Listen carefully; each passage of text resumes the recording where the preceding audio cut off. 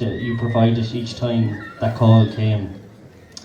And I know Alan and Peter, I thought I had my research done well when I was looking at this, but that you may not be running on the track, Michael, but for generations to come that they'll know you were the man that was responsible for bringing back the Sports Capital programme, and that was absolutely pivotal to completing this project. So, Michael, please. I can assure you I'll be very brief, but I couldn't let today pass. I heard other people talking about playing here.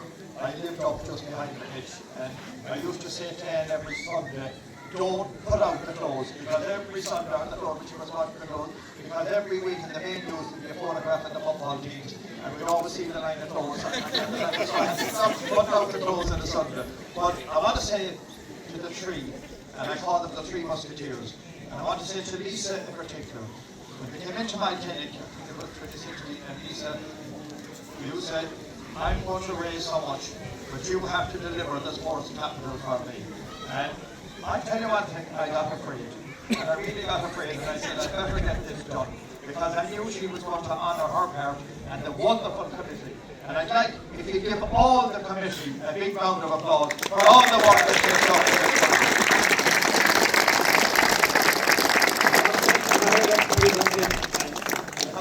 Thank them for their support. I want to welcome Alan Bennett and Paul, and to everybody there, Father Kenny.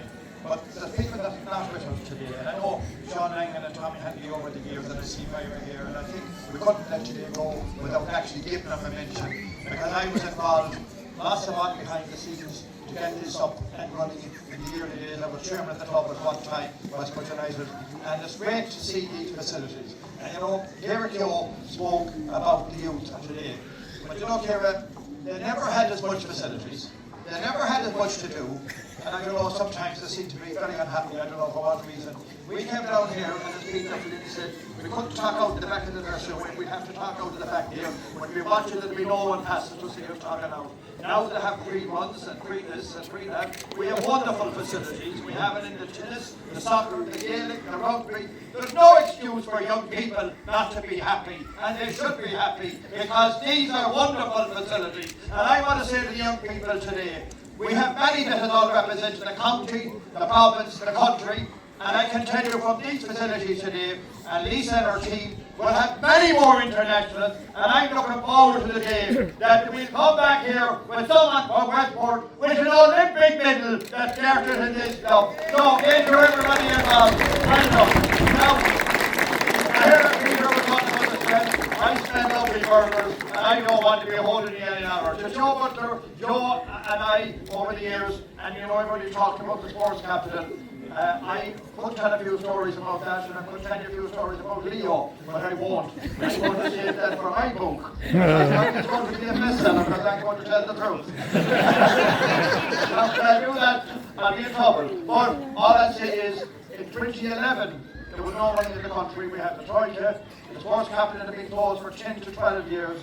Everybody was crying out for money. In bad days, I remember, and I'll finish on this note, I remember getting 5 million for the sports capital programme, and of course I spent 30. So look at that what I'm talking about. And in 3 years I spent over 200 million, and every single penny was worth it, because it was going into facilities in this country.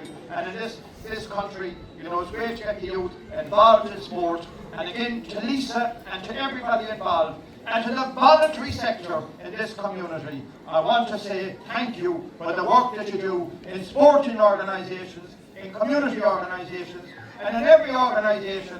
The voluntary people that go out there every day, every weekend, and to the mothers and fathers that bring their children to these facilities, I want to compliment them. To everybody involved today, great day for the town, great facilities, well done to everybody. Thank you very much.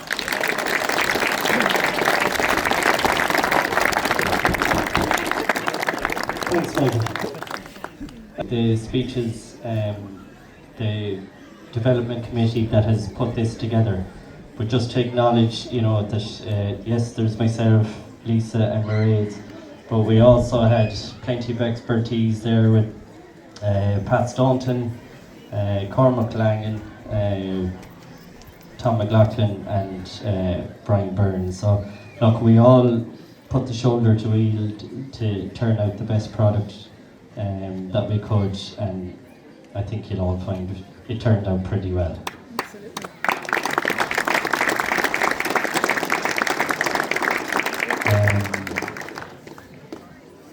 This project started with a drone photograph that had the chip-ins. We didn't even have white lines on the track, and then it was shipped over to Shelley O'Neill, and they're still here behind us. But this is what sold the track for us, you know, and what got the sponsorship in.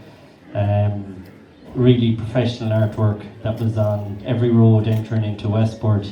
And got the fundraising off. So I just want to say a big thank you to Shelley for all her help and support.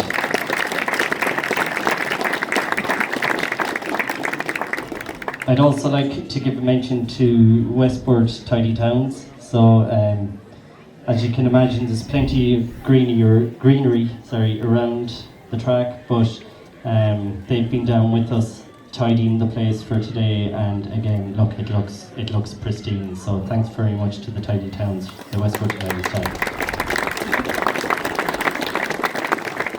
So as they've all mentioned as well, the smell of the burgers is behind us. So what I suppose I'd like to thank Michael McLaughlin and the crew over there doing the cooking for us.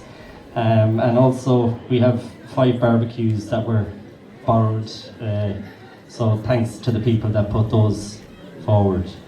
So I think now what we're going to do, if Conor you're ready, if we can make our way over to the sprint finish line.